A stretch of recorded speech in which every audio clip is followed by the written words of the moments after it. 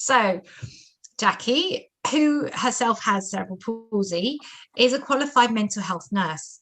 She has a wealth of experience in a variety of clinical areas: eating disorders, addiction, and primary care mental health delivery, delivering psychological therapies for common mental health problems. Jackie is currently employed as a senior clinical mental health research nurse working in NHS Scotland, and her research work encompasses mental health, learning disabilities, and neurodevelopmental conditions such as autism across the lifespan. And we are really lucky and grateful that she's going to share her clinical knowledge with us and help give some advice to the community. So thanks so much, Jackie, for joining us tonight. Okay, thank you. I'm not able to see my slides. Hello? Oh, right. Oh, fantastic. Okay. Okay, that's fine. Can everyone hear me, yeah? Okay, so basically what we're going to cover tonight, if we can go to the next slide, we'll try and cover this tonight, is what is the purpose of sleep, what happens when we sleep. I'm going to just cover that very briefly because actually sleep science is actually quite complicated, and there's a lot of biological aspects involved in it, relating to how the brain functions and how various hormones and chemicals help with sleep. So we'll just touch on that very briefly. I'm going to chat about what are the types of sleep problems and difficulties in adults with cerebral palsy. Why should we consider sleep hygiene in cerebral palsy? And what is sleep hygiene and how do we implement it? What to do if sleep hygiene measures are not working, so how can I access help? And I've put a final slide which has got some online resources, and it's a form of signposting as well for everyone. Next slide. Okay, so who remembers being able to sleep like this? I'm sure there is many of us who can remember being able to sleep through the night, but there's actually quite a lot that we can learn from the routines that we implement for babies and toddlers and children as well, which we often, when we become adults, we kind of let go or maybe don't practice as well as we should do. Next slide. And I'm sure this is probably many people, it's certainly me, first thing when I'm going back to work on a Monday morning. Okay, and next slide. Okay, so the purpose of sleep, it's still not fully known, but what scientists believe is that it actually helps our body to repair itself. There's also some science around the thought that several brain areas which are involved in sleep also help us to regulate our emotions, so such as the amygdala, which is in the limbic system, which are the emotion areas of the brain. So you'll probably notice that when you have a lack of sleep that you often get quite forgetful. You might have increased irritability, you might become more fractious, you might have emotional kind of outbursts, or you might be a bit more tearful. But you can notice a difference when you've had a very good night's sleep. Your disposition's just much more sunnier, and you're much more calmer within yourself. There's also helps us lack of sleep can also lead to problems with our memory. Sleep it's almost like the organising system of the brain, and it helps us lay down memories, and it helps the communication pathways in the brain develop and maintain connections. So that's just to do with how the neurons work within the brain. So certainly lack of sleep can, as I said, can lead to forgetfulness, inability to remember, difficulty in concentration and focusing. So sleep's kind of needed to help us get information into our memory and to store it and to be able to retrieve it. And it's important for brain plasticity as well. you might have heard all kind of, there's a lot so-called old kind of wives' tales that your mum maybe would have said to you. I certainly know mine did, that basically sleep, if you're getting colds all the time, often it can be due to maybe lack of sleep. There is some evidence around that actual good quality sleep is implicated in how our immune system works, and it's also implicated in other aspects of bodily functions like digestion, pain, as well. Basically, there's probably many other areas that science is not aware of. Sleep can also seem as a bit of an enigma. Certain aspects of it are an enigma to science at the moment. But they also think it could be the waste removal systems of the brain. So your brain's actually quite active when it's asleep. Next slide, please. So there is 4 stages of sleep. This was changed in 2007. There used to be 5 stages, but they've now said that there's now 4. So before we kind of touch on the stages of sleep, I'm just going to mention that there's a lot of hormones involved in sleep. I'm going to mention 2 because they're quite important. So there's adenosine and melatonin, and also there's neurotransmitters, and that's just chemicals in the brain which are quite complex but generally help you to fall asleep. And the reason why I mention adenosine is you'll notice later on when I talk about sleep hygiene, I actually mentioned to be careful with caffeine. And the reason why is it suppresses the adenosine receptors in the brain. Also, melatonin is produced in the pineal gland in the brain and it makes you feel sleepy. Okay, so in the first stage of sleep, it's what we call non-rapid eye movement sleep. And you'll kind of notice that you'll kind of be dozing off, and that lasts for about 1 to 5 minutes. And then we move into the next stage, which is stage 2, which again is non-rapid eye movement sleep. But this is when your body is physiologically starting to kind of shut down in a way. So your temperature drops, your heart rate, your blood pressure, and your respirations. This is a light sleep, and you spend quite a lot of time in this stage. The next stage is stage 3, which again is non-REM sleep, but this is like a deep sleep, so the person's less rousable here. You'll find that this stage, you have longer periods of this stage during the earlier part of the night, but as you go through the night, the stages get shorter. This stage is really important for restorative sleep. And the final stage is stage 4, which is rapid eye movement sleep. And you can kind of recognise this because you'll often see the eyes flickering and movement. And it's an important stage for higher cognitive functioning. And this is where most people tend to have their dreams, although it does happen in other stages. This kind of stage can happen roughly about 90 minutes after sleeping, and the limbs will be paralysed. But you'll still be breathing. Next slide. Okay, so what are the type of sleep problems, difficulties you experience in CP? And I'm sure many of you will be able to tell me. Certainly from my own experience, I would say that I've always had problems sleeping, even since I was a baby. Trouble with insomnia, but also maybe sleeping too much. So insomnia, you can have kind of short-term insomnia, and this is more like maybe acute insomnia, which might be a reaction to things like stress or bereavement, for example, or a short period of ill health.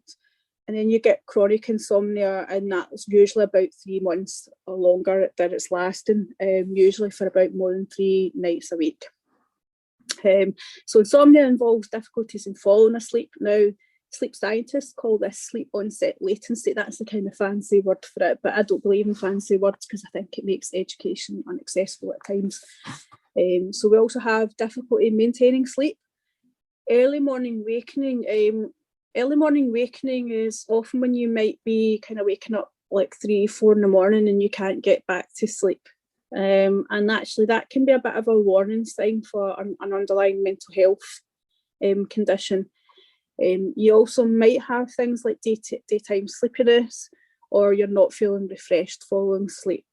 I think it's also important to rule out that there's no underlying medical or mental health conditions. So kind of medical conditions could be things like reflux, it could be cardiac, seizures. Psychiatric conditions could be things like anxiety, bipolar illness, it could be psychosis, or it could be things like restless legs, which falls into kind of sleep disorders in itself. But actually also the cerebral palsy itself could be causing issues, and kind of one of the things I kind of looked at when it came up was I couldn't find a lot of literature around cerebral palsy and sleep in adults. But one of the things I did notice was bruxism, which is teeth grinding, which is quite common in people with cerebral palsy. So that can lead to sleep arousals as well. There is other sleep disorders such as sleep apnea. Sleep apnea can be common in people with cerebral palsy as well. So that's often where people, it's kind of obstructive sleep apnea, where they might be snoring, but they might actually, for very short periods of time, stop breathing, and then they waken themselves up. And then you can have things like periodic limb movements, and that's limb movements of the lower limbs. Those are sleep disorders in their own rights and have specific treatments for that, but we're not going to cover them tonight because they're fairly complicated. And it's really with my area of practice. Next slide. So why should we consider sleep hygiene and cerebral palsy? Generally, we know that sleep hygiene helps in dealing with many aspects of sleep problems, and research kind of shows us that underlying many sleep issues is poor sleep hygiene practices because life gets in the way, and our priorities change. So I think it's really important to also think of implementing sleep hygiene as a stepped approach to dealing with sleep problems. It's almost like a toolkit. And considering like how important sleep is, and considering how much we're missing it in cerebral palsy, I think that's a very good reason why we should address it. Next slide. Thank you. So basically, sleep hygiene is a fancy term for environmental, physical and behavioural changes we can make to improve our sleep. And one of the things I would say, it's almost like a menu of choices that you can make. It takes practice and it takes persistence. It's not something that's going to change overnight. It takes you time to develop insomnia, and also takes some time to actually kind of tackle your sleep issues. And I think it's really important, and if there's one message that I want people to take away from tonight, it's important to give yourself permission to have a good sleep, that you have to be a priority as well as everyone else in your life. That's a really, really important message to take home. Next slide. Okay, so basically, before we start sleep hygiene, I would get you to think about what is it about your sleep you want to change and why. And as part of that, I would advocate doing a sleep diary for a period of about 2 weeks, because often we can either underestimate the sleep we're having or overestimate the sleep we're having.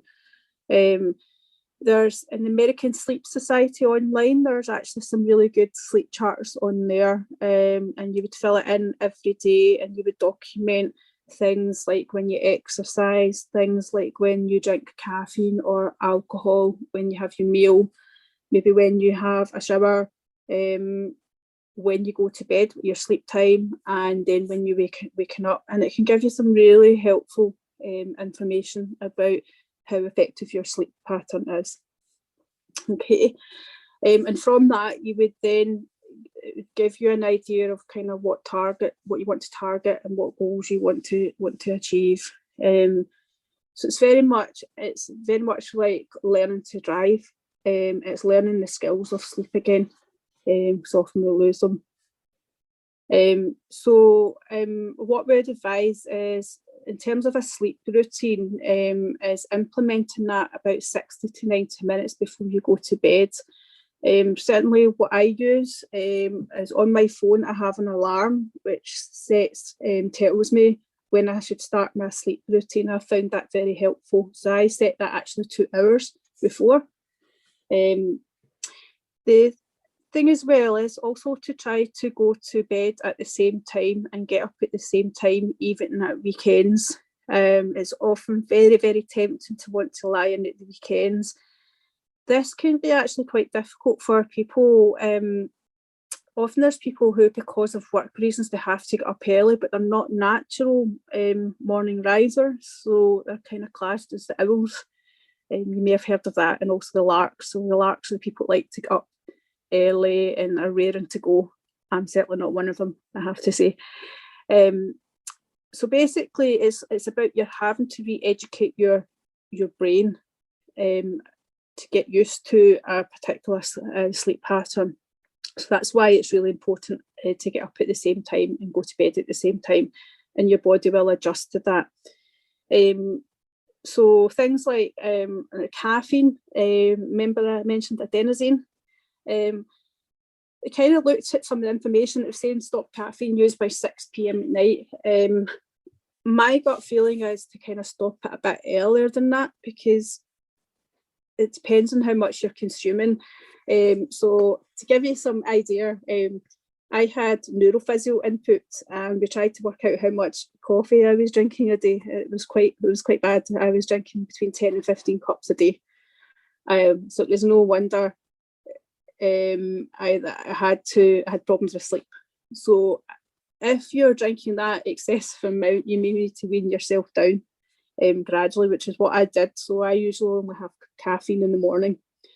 Should say there's caffeine not just in coffee, it's in things like Iron Brew, good Scottish drink there, and it's in things like Lucozade, also chocolate and mint. Some mints can have it, as far as I'm aware. I used to have a sheet which had the gram content, but I couldn't find that for you, but I will try and find that because it's actually quite helpful. So stop the caffeine, maybe swap the caffeine for decaf stuff, nice kind of chamomile or fruit teas, something that's not going to stimulate you at night. Also avoid use of stimulants before sleep, so nicotine, caffeine, any illicit drugs. Nicotine is not unheard of for people when they're not sleeping to get up and then they'll go and have a cigarette, but you're just perpetuating that kind of wheel where you can't sleep. And again, alcohol in moderation.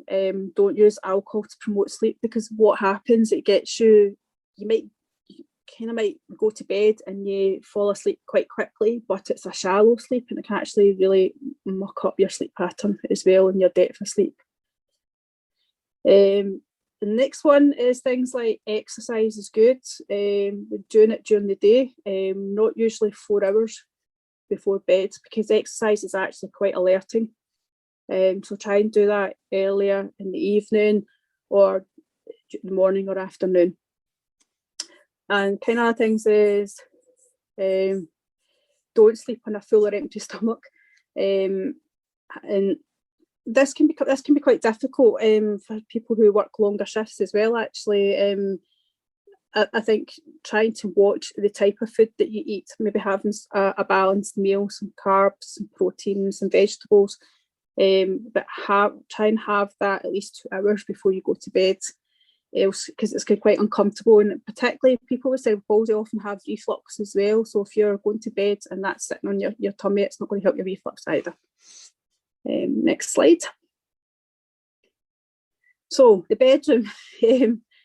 So basically what we would advise, the kind of literature around sleep hygiene, is a dark, cool and quiet bedroom. So ideal temperature will vary for people, but roughly around 18 degrees. For us ladies of an older age, you might find that you might be having hot flushes at night, for example. So a kind of tip that I do is I have the window open for part of the evening to cool the room down a little bit further. But also another good thing is to have blackout blinds if you can, to make the room as dark as possible. And that's partly to do with the brain, because if we have too much light going into the retina of the eye, it sends a signal to the brain to become more alert and wake up. And that's a really very simple explanation. So that's why we want the bedroom very, very dark. A kind of classic one you might be with kids is you'll find that maybe during the summer it's light outside and they're saying, "Mum, I can't sleep" and stuff. So there's actually good, they're not having you on, basically. They're probably quite right. So blackout blinds are a good investment. If you can't afford them, put bin bags up at the window, take them on. So things like consider your temperature, bed, mattress. That's quite a personal thing. Kind of a mattress really should be changed probably every 7 years roughly as a guide, or put a firm board under your mattress if your mattress is a bit saggy. So, and no TVs, no matter how tempting that is. No phones, because the light, the blue light from phones and electronic devices is very alerting as well. It mucks about with your melatonin. Bedrooms should be for sleep and sex only. And this is the one that people find difficult: no daytime napping. If you really need to nap, limit it to a maximum of 30 minutes, because when you often go beyond that, you start interfering with your natural sleep. It's not easy. I'm not going to say that it is. Often that can take time. That you might have to, if you are napping during the day, you might actually have to kind of restrict that back a little bit as well. So this is often where people struggle as well. If you're not able to get off to sleep after 15 to 20 minutes, don't stay in bed, because what happens is your thought processes start kicking in and you start thinking, I can't get to sleep. You start clock watching. So don't stay in bed. Get up and do something relaxing, and don't go back to bed until you're sleepy again. So once you're sleepy again, go back to bed. If you can't fall back to sleep again after 15 to 20 minutes, basically come back out of bed and repeat this until you eventually fall asleep. Next slide.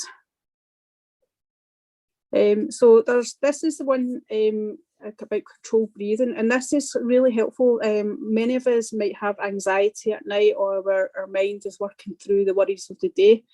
So controlled breathing actually is really helpful, and this is actually breathing from your abdomen, not your chest.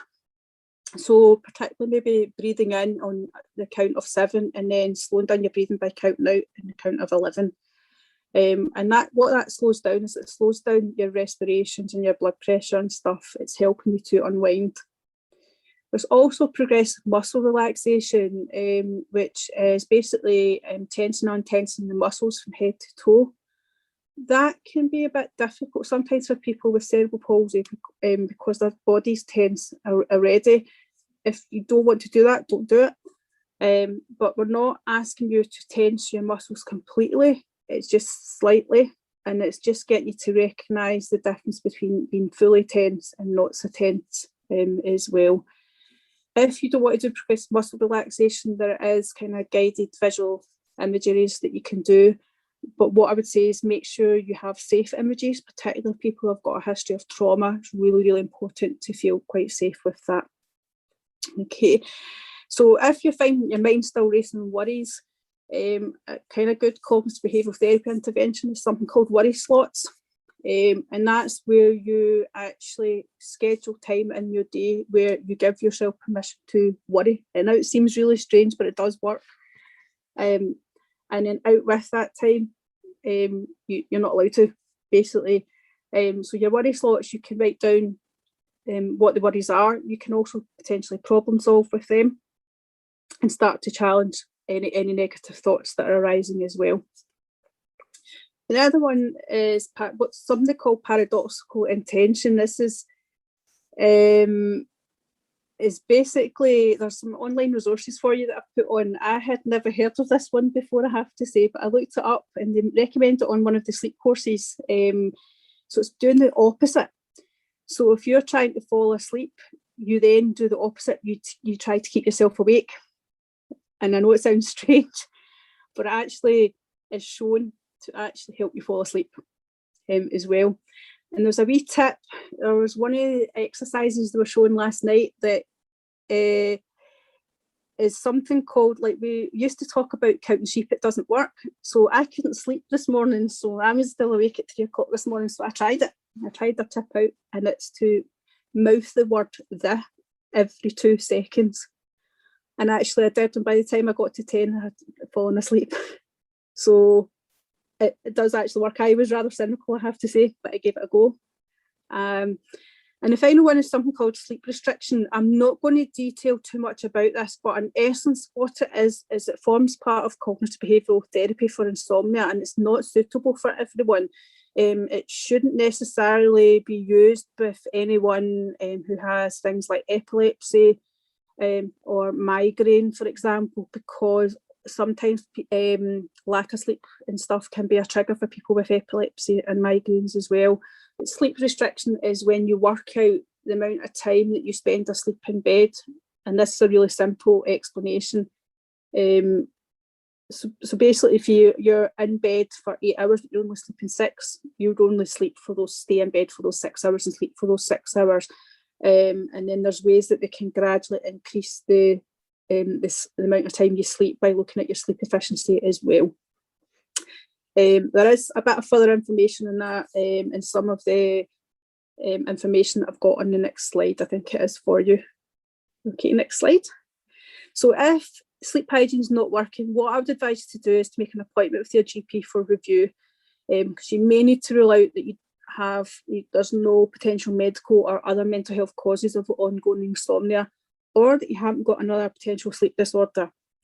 So I did look, but I wasn't sure about Wales, but in Scotland in England you can be referred to IAT services, it's psychological therapy, and in Scotland they're called primary care mental health teams for group-based CBT sleep interventions.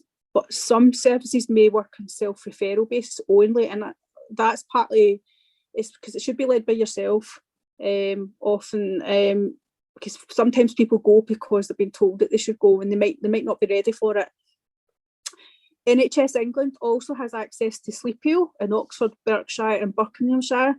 This is a cognitive behavioural therapy for insomnia, which has been developed by Professor Colin Espy and colleagues at University of Oxford.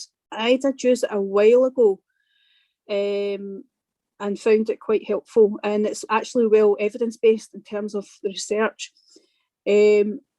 NICE is now there's doing some work around this. I think they're releasing some stuff around Sleep Heal sometime this year from what I could see. Actually, going back to Wales, there's maybe people in Wales in the group might be able to tell me, but I think there might be something called Silver Cloud. I don't know if it's still going, but I think that's how you can access some psychological therapies as well. Next slide. Okay, so this is some of the online resources. So all the kind of techniques that I've told you about are all evidenced and are used within services. So for Scotland, South Glasgow Wellbeing Service, you can actually access these online. They've got really nice self-help booklets for different mental health conditions. They've got a better sleep programme which runs over 5 weeks, and there's different topics each week, and it's online that you can have a look at it. That's where I learnt the technique about using the. And the Cumbria and Northumberland Tyne and Wear self-help materials are excellent. They are online again, covers all different health conditions like things like PTSD, panic, sleep. I think there might be one in COVID as well, and how it's impacting mental health. What's very good about these ones, they've all been easy access language, and also British Sign Language as well. So I hope that helps. What I would say to you, it is about developing your skills. It does take time and persistence in dealing with the downs and the ups when you get there. Thank you.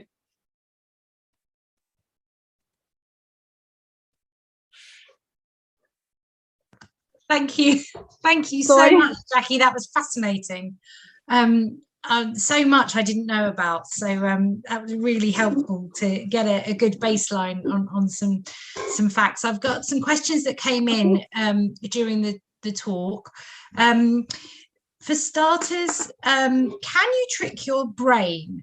You know, I know you said that if you should sleep the same amount of time each night, and someone said that that's what they do 7 days a week.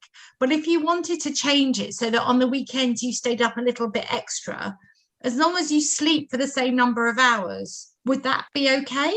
No. No, it's not recommended, because it kind of, there's something, the sleep science is really complex. I swear to God, you could do a degree in it. It's that interesting, but then I'm a bit of a nerd. So basically, what you need to watch by doing that is you end up shifting. There's something called circadian rhythms involved in sleep, and it's usually about a 24-hour, but you've got to watch that you don't kind of shift that on. Does that make sense? Yeah. So I'm very practical, straight down the line. If you can avoid it, obviously there's times life gets in the way, you can't help it. So what I would say, like last night, because I went to bed till 3, but I made sure I still got up this morning, even though I might feel tired, because it'll be guaranteed that I'll sleep tonight. And that's what you want to be aiming for. Brilliant. Okay. Dave, I think you wanted to ask a question. Is that correct? Yeah, your hand's up. Hiya. You've probably touched on it a bit, but like one thing that I find is that, like, and it won't be just me, I'm sure, but like, you know, I'll find that often, you know, if I fall asleep watching something on the TV, it might be it might be a few hours afterwards that I wake up, and then quite often if I go straight, because I've been like in quite a deep sleep, and if I go straight to bed when I wake up, it's often that I'll lie there for quite a few hours, not being able to get back to sleep once I've woken up. Is that common? And what is there anything in particular that you could do if you've fallen asleep for an elongated period of time? Are you meaning that you've slept during the day? Just no, not necessarily. No, like just like for instance, when Question Time's on a Thursday night, sometimes I'll start watching that, and then you know that comes on at 11 o'clock, and then the next thing I know, I'll wake up and it'll be like 1 or 2 in the morning, and then when I go to bed, you know, I've obviously had a few hours solid sleep on the sofa when I've fallen asleep, but and when I get up and go to bed, I can't. I just lie awake for ages. So my advice with that is 15-minute limit. Back up, go to your sofa. You want to break the association with your bedroom. Your bedroom is for sleep. But as soon as you lie in bed for hours when you can't sleep, you start to get a negative association. Right. So out the bedroom. So go into your living room, get comfortable, do something relaxing.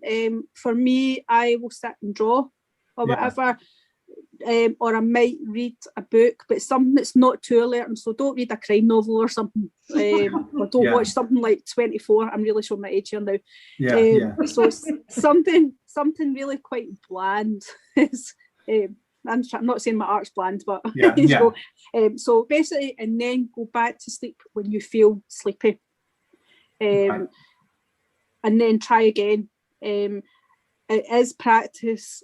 It's not easy. I'm going to say that to you. It isn't easy, but see, once you master it, it makes your life a lot easier. Obviously, when you wake up, having been on the sofa for a few hours, and it's like 2 o'clock in the morning, you sort of feel like you should be in bed and asleep and not carrying on being up. But yeah, I'll give that a go next time. Give that a go, because what I'm quite interested in the fact to use the word should as well, and that's what we call it in kind of CBT language. We call it the tyranny of shoulds.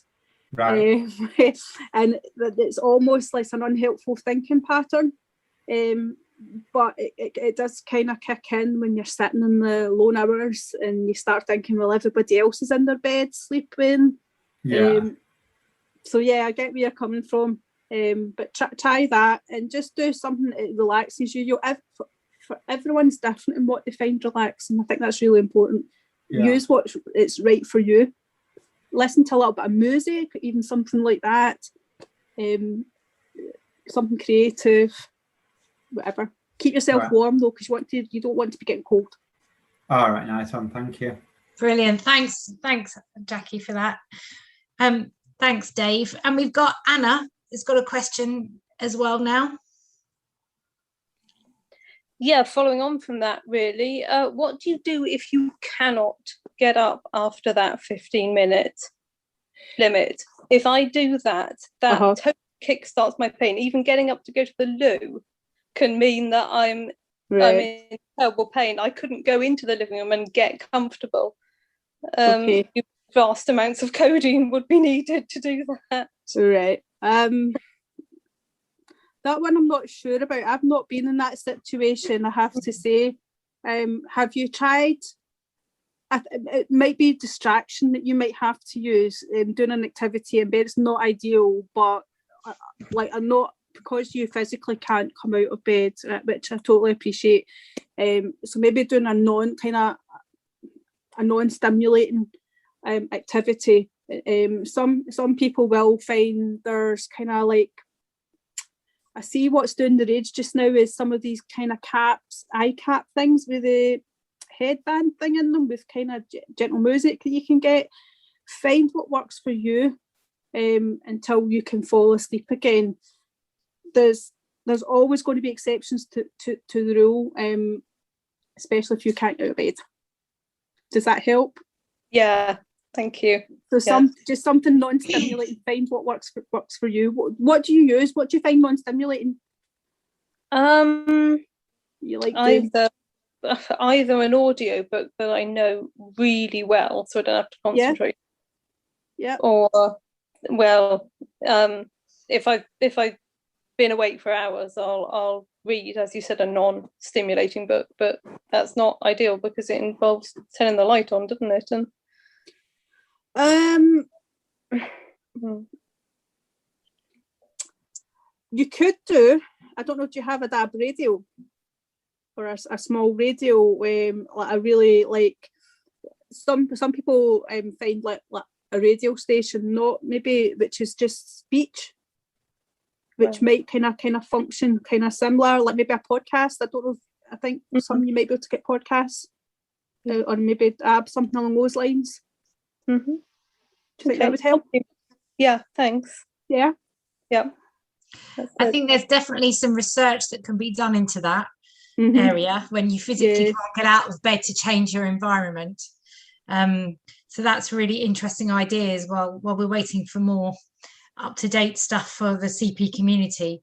If I can follow on with that, around somebody else has asked if they have to do, due to feeding, they have to do overnight feeds, as in a peg feed of some form, and their stomach is quite full at that time, and they still find it difficult to get to sleep, which logically would make sense because your body's being given lots of calories.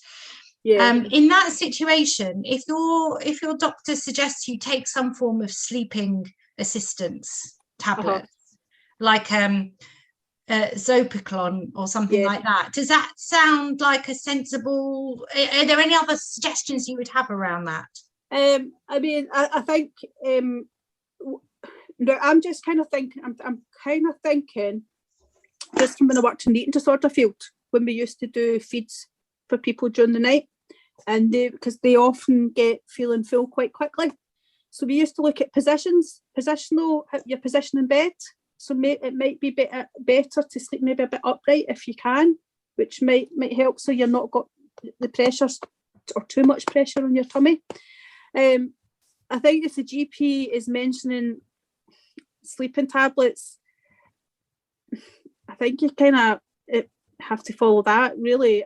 I wouldn't want to go against the GP's advice. I think you can still try some of the sleep hygiene. You might not be able to do all of them, but even if you can try some of them and find what works for you and adjust your positioning in bed, that may help. Does that help answer, do you think? Or I think so. Yeah, they're saying they can't sleep flat during their peg. Yeah. Anyway, so it has to be 30-degree angle. So yeah, that makes sense. A few ideas, a few different perspectives there as well. And Anna's just put in the chat just to update. There's a thing called Night Shift that she uses on her iPad, which cuts out the blue light. So if anyone hasn't tried that, that's another option. For people, it's useful just to get all these different ideas thrown in. Yeah. And also for other people, I don't know if you saw it in the chat, but just also to let you know,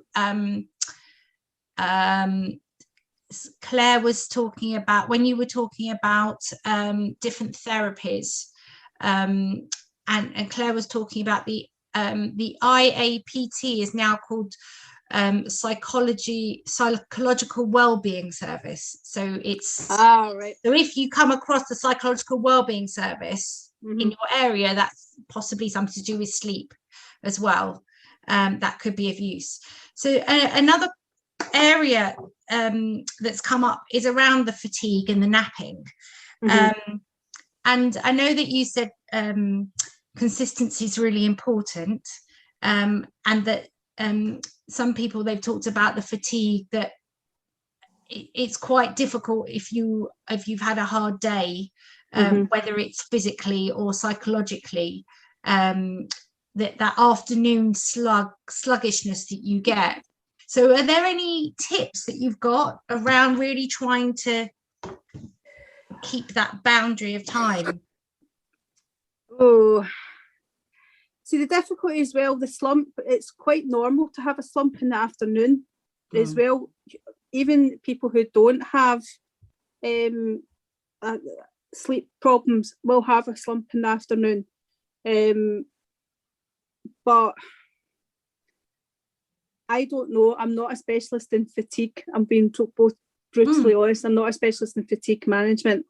I can only just go by what the literature's saying around for insomnia. Has anybody been in a fatigue management course? What are they recommending? I've seen that has. What's their advice around that? I would, sorry, I was unmuting at the same time, but then I'll let Nat come in. But the fatigue management that I've always done really does follow what you say. They do recommend resting. And if you need to take a nap, or they do suggest a nap for you, then they do suggest that you restrict it to 20 minutes. So it would be in line with the recommendations that you were making, which I know is really difficult to do, but that is what the recommendations that I was given. I don't know if Nat was given anything different. Yeah, it's I was given the same advice, and I have to say, like, because I used to nap, it's probably really bad to admit this, but I did used to nap for like 3-4 hours during the day, which is basically like sleeping. But so it's been really hard to cut that down. But sometimes, like, I will still nap for like an hour or two, but then I find that it actually doesn't really affect my nighttime. Like, I do get up at the same time and like go to bed at the same time. So it's obviously really individual, but with the fatigue management course, it was the same advice really. Like, if you need to nap, then do. So can I just make a point actually, because I think what you've said there, Emma, rest and sleep are quite different, and I think you can rest and still be awake. Does that ring true, do you feel? Definitely, when I've been looking at fatigue management, that I put that into a routine, that there is a certain slot in the day, and it usually coincides with that dip that you were talking about before. And that's the time that I allow myself timetabled onto the sofa to sit down and actually acknowledge that that's what I'm doing and that's the part of my day. So if I don't go to sleep, it's about rest. Yeah, I don't know if that helps. Definitely. I used to do pacing many years ago when I worked in the job centre of condition management with people with ME. So it doesn't sound like it's changed too much actually, the fatigue management then, from what you're saying. So yeah. Fantastic. Thank you for that. So another area I think that might be useful to explore, especially as we've all had a rather challenging year with the anxiety that's been brought around with the pandemic, is could you expand a little bit on the worry slots that you talked about? Oh, so basically a worry slot. I always remember when I did the what used to call living life to the full. There's no point telling someone not to worry, okay? Or because when you tell them not to worry, they worry even more. It has a kind of, you get into that kind of cycle, and it's like when you say to someone, "There's a pink elephant in the room," and when you say to them the pink elephant in the room, they're going to think about it more and stuff. So the worry slot is just a specified period of time where you're allowed to worry. You can worry about anything and everything, but then you have to put it away.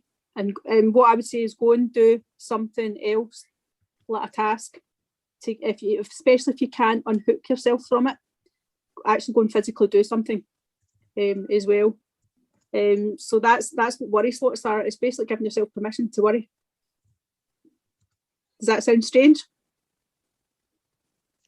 It's I think like anything that we've never really explored, it's just one of these, just have a go, and see what happens, and do it. What I'd say is do it for a good period of time, and then you might want to reduce it. I'm just going to try and see if I can find out a bit more for you. It's a good CBT technique. Put worry in time slots to control stress. So basically, and use problem solving with it. So it can be things like if you're worrying about finances, you're worrying about debt, you're worrying about issues around the home or whatever, you've got to remember you're only human. You can't deal with everything at once. So actually your worry slot can also be used as a slot for actually doing problem solving as well. And there's if you go on to the resources that I've mentioned to you, there's actually self-help guidelines for overcoming worry that you might want to use as well. And there's 7 steps to problem solving as well. It's quite guided in how you do it. Brilliant. Thank you for that. Thanks so much. And just as a follow-on, I don't know if there's anybody else here who is a parent, but we've been given quite a lot of resources from school for my children, and worry slots are certainly something that they're recommending for teenagers. And the slot time that they suggested was about just to have an allocated same time, so that they knew what to expect and when they were allowed to have a time to worry and to talk about all those things. So that is something that seems to be the talk of the town at the moment. Thank you very, very much for giving us all that advice. And thank you very much to everybody for all of their questions. I know that it's a big issue for the community, so thank you very much for all of that support. And if anybody's got any other questions that haven't been answered today, please forward them on to us. And Jackie has kindly said that she would answer any questions that come in after the session. So thank you very much. Also, just to remind everybody that this is being recorded, and yes, it will be up on our YouTube channel, probably by Tuesday or Wednesday of this week. And as soon as we have it up, we will publicise that it is up for you to listen again or to share. And also, perhaps if we take some of the resources, and we will put it together and we'll include it with our newsletter. So if anybody has subscribed to our newsletters, we'll put those resources out in our newsletter, which will be out next week. So, but if anybody wants any more information, please contact us and we'll direct you. And all that leaves me to say is just to give you a little bit of an update. Many of you know that during March we've launched our Stamp Out the Gap campaign, and that is a campaign where we're looking to encourage the government to put some to encourage the NHS to roll out the NICE guidelines and equality standards across the NHS. And for those of you in Scotland, I am aware that there aren't guidelines for people with cerebral palsy at the moment in Scotland. So what we're encouraging the Scottish Government to do, or the Scottish NHS to do, is to use the guidelines that have already been put out by NICE and change them into signed guidelines, as they do on many other occasions. So I just wanted to give you a quick update for those people that have been following the campaign. We've had a really good start. We've just hit over 5,000 signatures, which is amazing, and we thank everybody for their support. We do recognise that we've got quite a long way to go to hit 100,000 signatures. So if you haven't signed, then please go to 38 Degrees and sign our petition, and to encourage all your friends and family to sign that for us. We'd really appreciate that. But also just to say that we do have, because we've launched the campaign and because it has been really well received by people in government, so we do have some meetings lined up with some government ministers in the next few months where we'll be putting our campaign to them. So if I can just encourage everyone to keep spreading the word about the campaign, and keep talking about us and the campaign, and please keep encouraging people to sign the petition. And that's where we are in terms of the petition at the moment. The other thing to say is that as of tomorrow, we are kicking off our Spring into Action, which is, for those of you that joined us on the Movement Challenge, it is a movement challenge and some. We're joining up with CP Sport, so they bring with them their wealth of experience about supporting adults with cerebral palsy to access sporting activities. And those of you who've done the Movement Challenge, you know that what we're trying to encourage all adults to do is to begin to be active or to stay active in order to help themselves, both with their physical and mental health. The adverts for that will be going out tomorrow, and we're really excited to be collaborating with CP Sport. So please look out for that. And lastly, our next Chatting with series will be coming next month in April by Dr. Jennifer Ryan, and she's the lady who we work really closely with in terms of research. And we know from the community that you're always really interested about what the latest information is about our own condition, and we feel like we want to give you the opportunity to hear from the people that are actually working within research and what they're finding out at the moment, but also she'll be providing some information about how you can get involved in research, either as a participant or in order to help them to review that research. So that will be coming out in April. And I think, Miriam, I've covered everything that's to come, have I? I think you have, yes. I have. Yes. So and obviously we're continuing with our support groups, which run on a Tuesday evening and on a Thursday afternoon, in which everybody is welcome. And so at 7:59, it is my pleasure to have you all here this evening. Have a great rest of your weekend. I hope you all have a really good week, and I hope to see you all really soon. Thank you. Thank you. Bye.